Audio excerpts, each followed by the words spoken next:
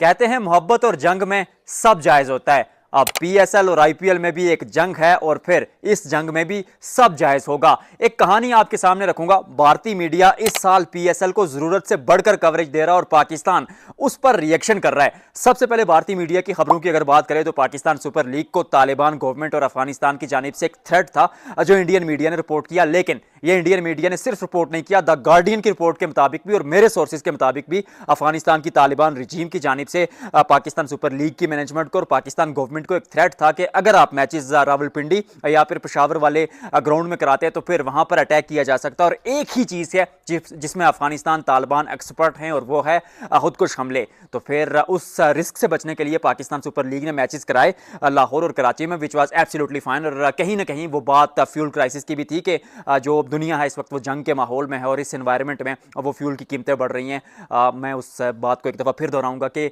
Geo political जो issues हैं, यानी पाकिस्तान और इंडिया में जंग है, इंडिया बांग्लादेश के हालात या ईरान अमेरिका की जो सिचुएशन है, I am not right person to talk on that, लेकिन जो खबरें मुझ तक पहुंच रही हैं उन खबरों के मुताबिक या उस वो क्या कहते हैं अफवाहों के मुताबिक भी कहीं ना कहीं कहूँ तो ये चीज़ सच जरूर है कि दुनिया में जो है वो फ्यूल क्राइसिस बढ़ रहा है, पेट्रोल की कीमतें बढ़ रही हैं। तो पाकिस्तान सुपर लीग ने ऐसा किया कि वो मैचेस जो है वो एक ऐसे वेन्यू पर शिफ्ट कर लिए कि जहां से जो 5 स्टार होटल है वो भी स्टेडियम के बिल्कुल पास पड़ता है, खिलाड़ी वहां से सीधा आएंगे। एक तो ये बात हो गई। दूसरी बात बड़ी दिलचस्प है, वो ये है कि पाकिस्तान सुपर लीग में खिलाड़ी वो पिक होते हैं जो आईपीएल ऑक्शन में नहीं पिक होते। यानी आईपीएल का बचा कुचा माल, अब आईपीएल में ऑब्वियसली रेवेन्यू ज्यादा होता है, पैसे ज्यादा दिए जाते हैं खिलाड़ियों को, जहां सैलरी ज्यादा होती है, एक नॉर्मल सी चीज है, वहीं पर लोग जाते हैं। मैं इस चैनल पर जॉब कर रहा हूं, अगर मुझे कहीं से और ज्यादा सैलरी आएगी तो सच ये है कि मैं भी चला जाऊंगा।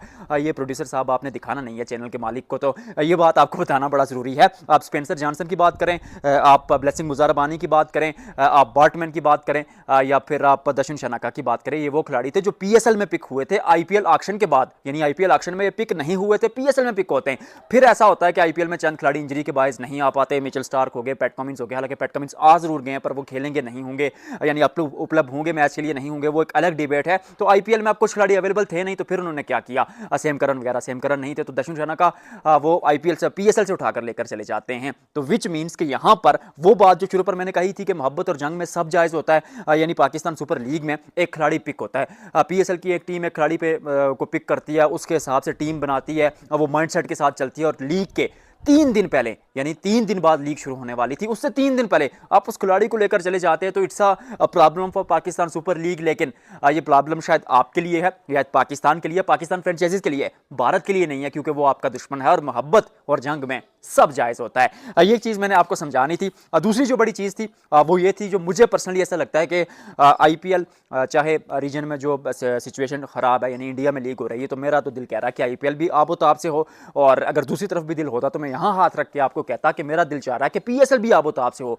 Sports should have been kept away from politics, ये मेरा मानना है। और again that line I will show you कि मतलब मैं जियो पॉलिटिकल एरियाज पर बात करने के लिए नहीं बना, और उसके लिए बेहतर चैनल्स मौजूद है, आप उनको जाकर देखें।